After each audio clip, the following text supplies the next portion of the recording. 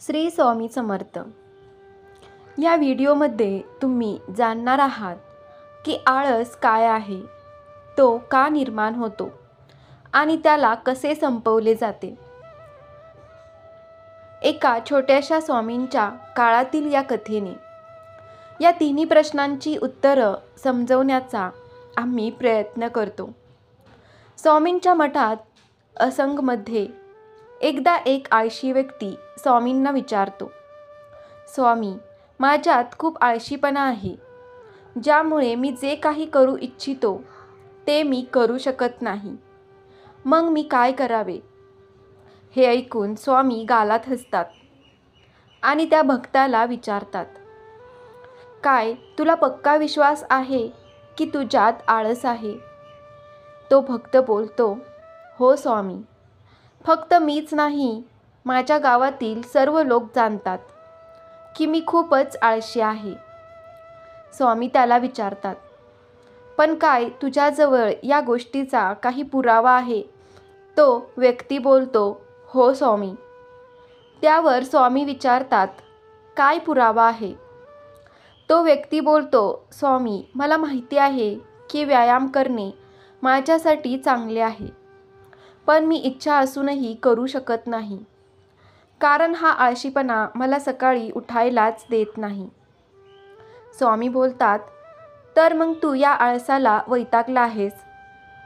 व्यक्ती बोलतो, हो स्वामी।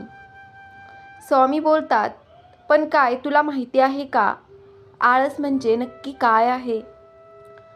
तो व्यक्ती बोलतो, मलाही माहिती नाही की या आळसाचा नक्की अर्थ काय आहे, पण जो काही आहे तो खूपच वाईट आहे। त्यावर स्वामी बोलतात, सर्वप्रथम तुला हे समजले पाहिजे की जी पण एक वस्तू प्राकृतिक रूपामध्ये मनुष्यामध्ये आहे त्याचा काही ना काही उपयोग नक्कीच आहे, ती वाईट व चांगली नाही। आळस हा एक भाव आहे, एक विचार आहे, ज्याला कळत न कळत आपण स्वतःच निर्माण करतो। तो व्यक्ती विचारतो, पण ते कसे स्वामी? स्वामी हसून बोलतात, आळस निर्माण होण्याच्या दोन अवस्था असतात, पहिली शारीरिक आणि दुसरी मानसिक अवस्था। जेव्हा आम्ही आपल्या शरीरास असे जीवन देतो की ज्यामध्ये स्वतःच कोणतीही जिवंत भाव नाही, तेव्हा आपल्या शरीरात आळस निर्माण होतो, कारण हे शरीर ऊर्जाने चालत असते आणि ज्या प्रकारची ऊर्जा तुम्ही या शरीराला देता त्याच प्रकारे हे शरीर तुम्हाला परिणाम व वागणूक देत असते। शरीराच्या स्तरावर आपल्या आतमध्ये आळसाचे दुसरे कारण आहे, चुकीच्या पद्धतीने बसणे, चुकीच्या पद्धतीने चालणे आणि चुकीच्या पद्धतीने झोपणे। आम्ही या गोष्टीवर कधीच लक्ष देत नाही की आपले बसणे, झोपणे व चालायची स्थिती योग्य आहे की नाही। जर तुम्ही योग्य लक्षपूर्वक स्वामींना पाहाल तर तुम्ही जाणाल की जेव्हा ते बसलेल्या अवस्थेत असतात तेव्हा त्यांच्या पाठीचा कणा एकदम सरळ असतो, जेव्हा ते झोपलेल्या अवस्थेत असतात तेव्हा त्यांच्या शरीरामध्ये कोणत्याही अंगावर कोणताच दबाव असत नाही, जेव्हा ते चालतात तेव्हा त्याच्या चालण्यास दोन्ही पावलांच्या मध्ये एक ताळमेळ नजरेस येतो। तर आवश्यक नाही की कोणी स्वामींनाच ऐकून काही समजेल।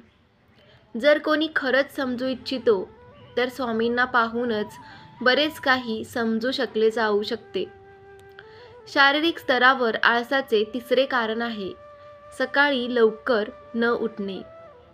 तो भक्त बोलतो, हो स्वामी, मला सकाळी लवकर उठणे शक्यच होत नाही। स्वामी समर्थ गालात हसून बोलतात, तू सकाळी तेव्हाच उठू शकतो जेव्हा तू रात्री झोपण्याची एक योग्य वेळ निश्चित करशील। प्रत्येक स्वामी भक्ताला या नियमांचे, गोष्टींचे पालन करायचे असते, कारण हे स्वामींचे विचार, नियम आपल्या जीवनामध्ये संतुलन निर्माण करतात। परंतु जास्तीत जास्त लोक या विचार व नियमांना वाईट समजतात, कारण त्यांना वाटते की हे विचार नियम आम्हास बंदिस्त करतात। पण सत्य हे आहे की हे विचार नियम आम्हाला बंदिस्त करत नाही, तर मुक्त करतात. तो व्यक्ती स्वामींना विचारतो, पण स्वामी, सुरुवात कुठून करावी? योग्य प्रकारे जेवण करण्याने, योग्य प्रकारे बसणे, झोपणे आणि चालण्याने, किंवा सकाळी लवकर उठणे? तेव्हा स्वामी बोलतात, सुरुवात आत्तापासूनच कर. जे पण तू यावेळी करत आहेस त्याला लक्षपूर्वक कर. आता मनाच्या स्तरावर आळसाला समज. तसे जास्तीत जास्त स्थितीमध्ये मनच शरीराच्या कारणांनी आळस निर्माण करत असते. मानसिक आळसाचे पहिले कारण आहे आपले जुने चुकीचे विश्वास. आपणास वाटते की आम्ही मागच्या वेळीही नाही करू शकत होतो, त्यामुळे यावेळीही आपल्याकडून होणार नाही. आपण या गोष्टीला पाहत नाही की मागच्या वेळेत आणि या वेळेत खूपच अंतर आहे. आता आपण ते नाही आहोत जे पहिले होतो. आता सर्व काही बदललेलं आहे. जोपर्यंत आपण स्वतःला त्या योग्य समजत नाही, तोपर्यंत आपल्यावर तो आळस वर्चस्व करतो. दुसरे कारण आहे सत्संग ना करणे. कधीकधी असे होते की आळस आपल्यामध्ये असतच नाही, परंतु तो दुसऱ्या लोकांमुळे आपल्यात येतो. असे यासाठी होते की कारण आपण आळशी लोकांची संगत करतो. तो भक्त बोलतो, हो स्वामी, हे सत्य आहे. हे मी स्वतः अनुभवले आहे. स्वामी पुढे बोलतात, तिसरे कारण आहे मनाने स्पष्ट न राहणे. तू असे मानून चल की तू एका जंगलामध्ये हरवला आहेस आणि संध्याकाळ होणार आहे. तुला हे माहीत नाही की तुझे घर कोणत्या दिशेला आहे. काय तू अशा परिस्थितीत आळशी होऊन जंगलात एका ठिकाणी पडून राहशील, की मग आपल्या घराच्या शोधात तिथून निघशील? तो व्यक्ती बोलतो, मी घराच्या शोधात निघेल. त्यावर स्वामी त्या व्यक्तीस विचारतात, आणि जर खूपच प्रयत्न केल्यानंतरही तुला तुझ्या घराचा रस्ता सापडला नाही तर तू काय करशील? तो व्यक्ती बोलतो, तरीही मी घर शोधण्याच्या प्रयत्नात राहील, कारण माझ्याकडे त्याच्याशिवाय दुसरा कोणताच मार्ग नसेल. त्यावर स्वामी बोलतात, मनुष्याच्या मनाला आळस तेव्हाच पकडतो जेव्हा त्याच्याजवळ बरेच विकल्प व मार्ग असतात. जर कुणाजवळ फक्त एकच मार्ग आहे तर त्याचे मन पूर्णपणे स्पष्ट असेल. पुढे स्वामी सांगतात, चौथे कारण हे आहे की कोणतेही काम करण्यासाठी कोणते ठोस कारण ना असणे. असे मानून चाल की तू एका रस्त्याने कुठे जात आहेस. खूप वेळ चालता चालता खूप थकला आहेस. आता तुझे पुढे जाण्यासाठी मन मानत नाही. तुला चालण्याचा कंटाळा आला आहे. अचानक तू पाहतोस की एक वाहक तुझ्याजवळ येत आहे. आता काय तू आणि तुझा आळस? अशा स्थितीमध्ये तुला तिथून पळण्यापासून थांबवू शकेल नाही ना? मग आळस तुला तेच करण्यापासून थांबवू शकतो जे करण्याचे तुझ्याजवळ कोणते मोठे कारण नाही.